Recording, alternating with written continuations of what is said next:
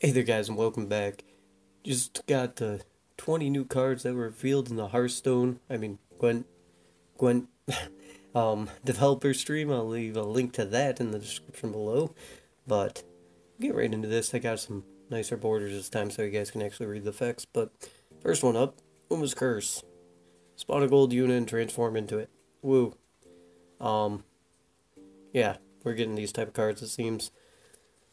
You spawn a gold unit, which means from any unit in the game, you're going to get 3 choices from 3 random ones, and you'll get to pick one and play it. Doesn't matter if it's in your class, your faction, or what, you can be playing Northern Realms against Skullitull and get a Coral. So, yeah, we're getting these cards. Not happy about that one. Let's just go on to the next one. This one's cool. BREWESS Ritual. 1 power, resurrect 2 bronze Death Wish units. Really cool card. Really strong card. 2 Death Wish units. Maybe this will bring the Death Wish archetype in, because since it resurrects them and you have that Cockatrice out, it's going to actually activate it twice. And I mean, you're just going to get nice value on resurrecting 2 bronze units. That's pretty good. Depends if we get more Death Wish stuff or if we can find a way to make it work. Death Wish always seems really interesting, and it like hasn't seen any play since they added the archetype, really, because it's just so hard to make it work. But maybe with something like BREWESS, might be possible. Pretty cool card though, either way. And next we got KIYAN. Choose one. Spawn a bronze or silver alchemy card, or spawn a bronze or silver item. You get to choose one. It's 4 power body. The first choice is either out of all the bronze or silver alchemy cards, you get to pick, you get 3 random choices, you pick one and play it, or out of all the bronze and silver items in the game, you get 3 choices, you pick one and you play it. So yeah, that's him. Then we got YENNEFER TREMORS. Spawn the last bronze or silver spell you played. Pretty cool card. This one I like.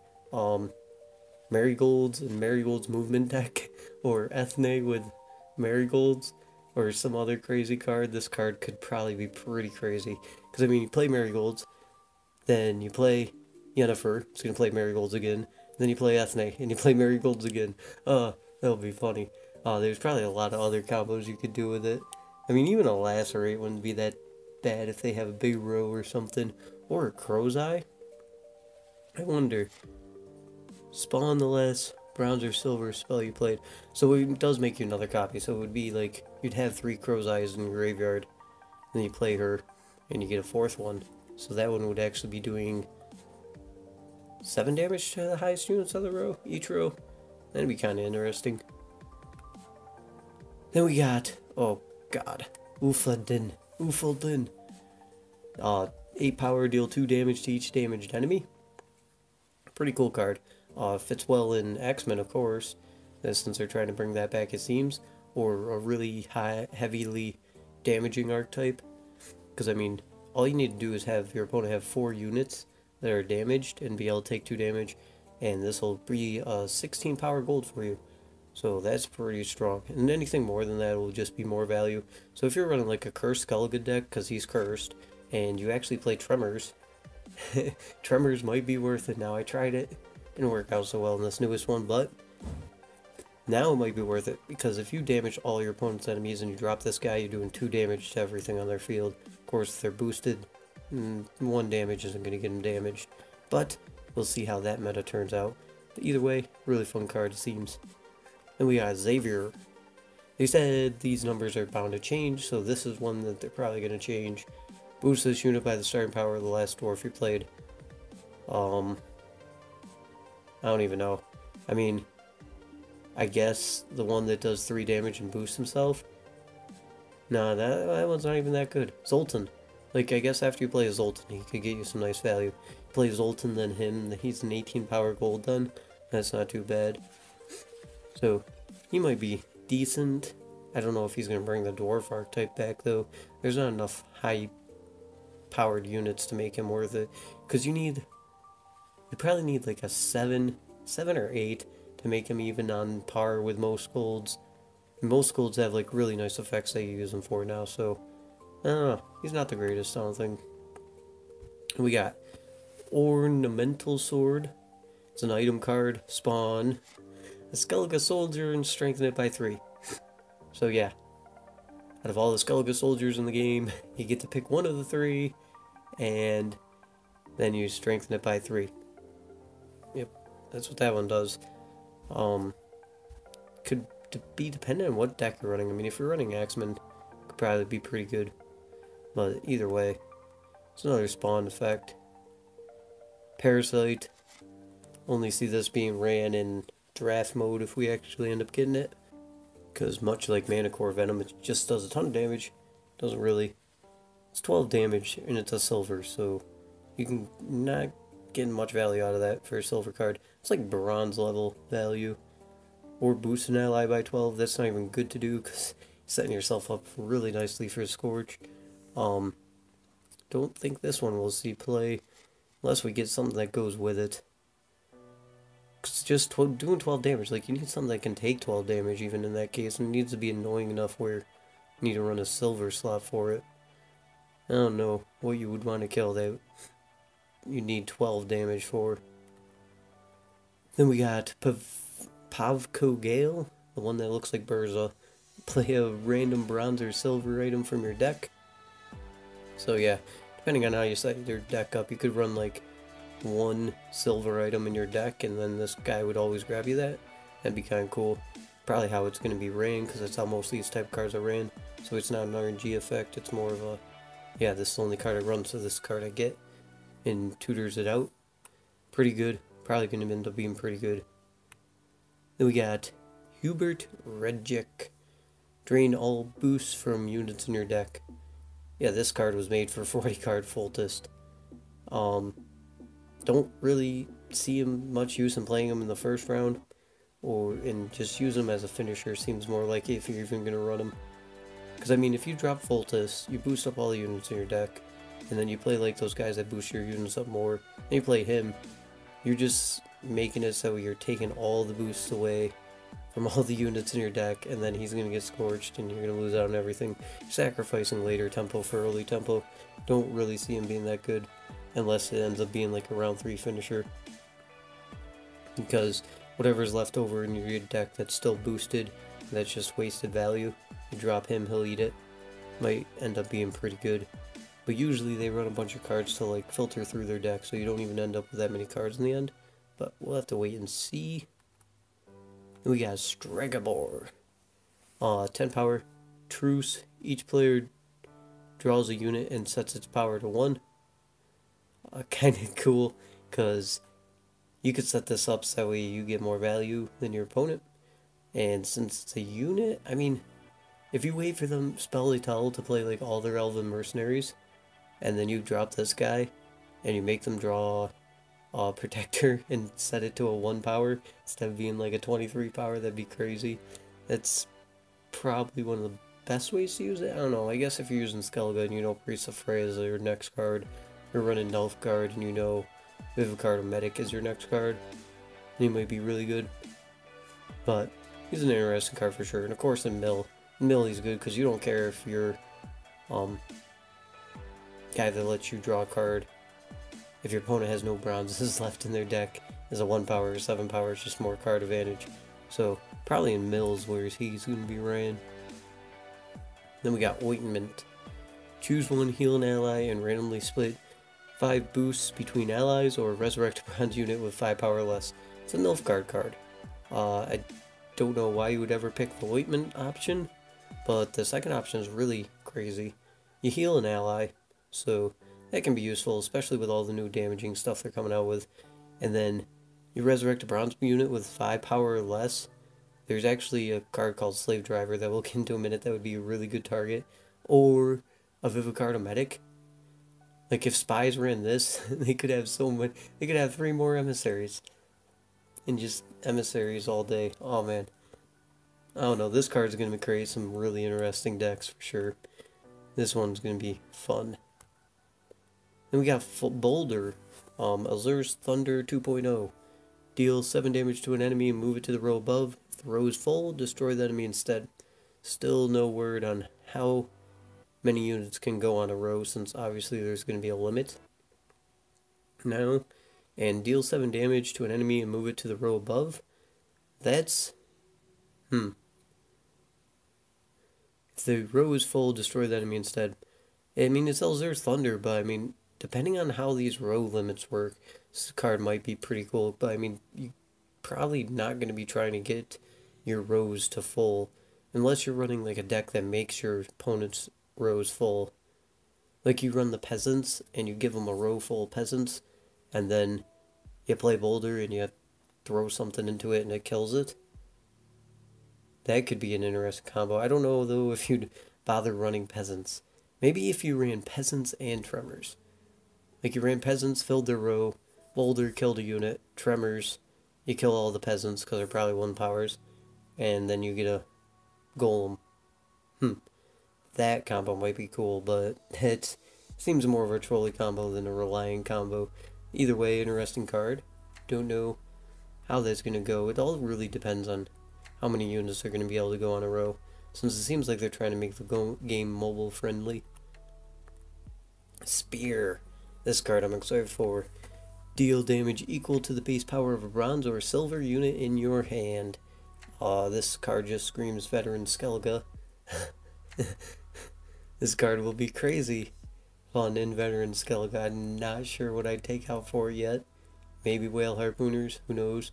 Because I mean, you get your guys up to like 16 power. I'm going to have to go back to that deck that just constantly counts on playing the veterans and getting them really, really high.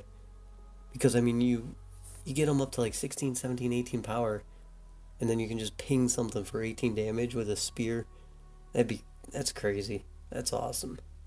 This card's gonna be fun, and not that useful in a lot of decks, but in a Skellige veteran deck, yeah, this card will be probably really good. Speaking of Skellige, we got Skellige Beastmaster, Soldier Tursek. It's a Tursek, it's a new Tursek, but it has no veteran, so Tursek veterans won't boost him. He's definitely more for the cursed archetype, and he's a 12 power bronze. Pretty good. I like this guy. Spawn a bear. Bear, we already know what a bear is. It's an 11 power bronze card, and is actually way better than the bear spell because you don't have to -1 power to spawn the bear. Now, instead of it being a 10 power play, it's a 12 power play, and that makes a huge difference and gives you 2 units on the board. Yeah, this guy is going to be fun. It seems like a lot of units are getting 12 power now, so they're starting to power creep a little bit in this game. Not surprised because they have limited like things they can do. Then we got Tormented Mage. Look at the 2 bronze spell or items from your deck, then play 1. This guy looks awesome, by the way. Northern Realm's got an awesome looking card. What is this?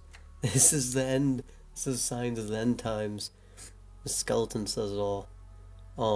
Yeah, and play 1 with a 2 power body. Not too bad. I mean, it depends on what spells and items you're running, but you get to look at 2 of them. So, I mean, as long as you run 2 different ones, like only 2 different ones and maybe 3 of those, then you're pretty much guaranteed to have one or the other. Pretty cool card. He's cursed too, since they're trying to make cursed in every deck now. Then we got, yeah, this guy. This guy. Slave Driver. Spawn a bronze unit from your opponent's deck. Yeah. This is ridiculous. It's in some matchups, because I mean, you face Skellige. What do they run? They run Priest of Freya. You got 3 choices of all the bronze units they run, and like you can't double up. You can't get a veteran, and a Priest of Freya. Yeah, so you got 3. They usually run 3 of each of their bronzes, and so you probably got like a 1 in. You got more than a 50% chance of seeing a Priest of Freya in that matchup. And in other matchups, you got other good choices. Then you can resurrect him with, like, Vivicar Medic, and you Nilfgaard's gonna have more resurrection than Skellige, I'm guessing it. And this card's definitely gonna be ran. I don't see why not. It's a 3 power that gives you a unit from their deck. So you just gain 3 value on their unit. Unless it's a deck that really only fits in their archetype, but I can't really think of Like, there's no archetype deck where there's not a single bronze unit where I wouldn't like to have +3 on it. So, yeah, this guy's ridiculous. And with Vigor Cardomedics, and he's a bronze, I'm gonna play him 6 times. This guy's gonna be crazy. This guy, oh jeez. This spawn mechanic though. Panther, 4 power, deals 7 damage to an enemy on a row with less than 3 units. I say because like how a Panther likes to take a single target out. Deals 7 damage, pretty cool. 4 power body with Ulzur's Thunder, not too bad. 11 power bronze, but instead of having a 12 power bronze, you get to actually do damage to something. And 7 damage is no joke. Like, you can take out a decent amount of annoying cards with that. So, on deploy effects are probably going to become even more important now. Since, yeah, having ongoing effects is going to be harder with a bunch of cards like this. Because it seems like every class is getting one. Because as we go into the next card, Damned Sorceress for Northern Realms, if there is a cursed unit on this unit's row, deal 7 damage. So 4 power, same thing as a Panther basically, but it's for Northern Realms, and you need a curse unit on the field to meet its condition, and then you get to cast Ulzur's Thunder. So pretty cool little thing that they're adding now. Everybody can play Ulzur's Thunder on with their units. Not sure if they're going to be changing things like Ulzur's Thunder and stuff, because, I mean, why would you ever run Ulzur's Thunder unless you're Spell-a-Tail over your unit that casts you Ulzur's Thunder? So, and last we got Alpha Werewolf, Beast Cursed, Spawn Wolf on either side if played into Moonlight. Yeah, the Rabid Wolf's just 1 power, so he's 12 power bronze if played into the Moonlight. And we got some more info on Moonlight from people search around and everything. Moonlight is a bronze spell that either casts a Moonlight Boon or Moonlight Hazard. Not sure what those 2 things do, but if you're playing the werewolves, you're probably going to want to use it as a boon so we can activate their effects, because it seems like we're getting a couple werewolves. This one, not as interesting as the other one. That becomes immune in the 14 power bronze if played into Moonlight. That's crazy. That other one is crazy. This one, I don't know. With the row limits, like, why things like this are not going to be as great, especially with the row limits that are coming. And it really depends on the row limits. Like, some of these are really hard to judge without knowing the row limits, because this takes up 3 units on that row if you play him to make a 12 power bronze, which 12 power bronze seems like it's going to be the new average, but would I really want to spend technically 3 units? We're going to have to see how that works. But overall, yeah, not too, I'm excited about some of these cards, I guess, but yeah, we're getting a lot of RNG. A lot of RNG. Let me go back there. Let me count. We got 1. Alright, so I went back and count. We got, I guess not as bad, 5 out of 20. That's pretty big odds for them all of a sudden introducing heavy RNG.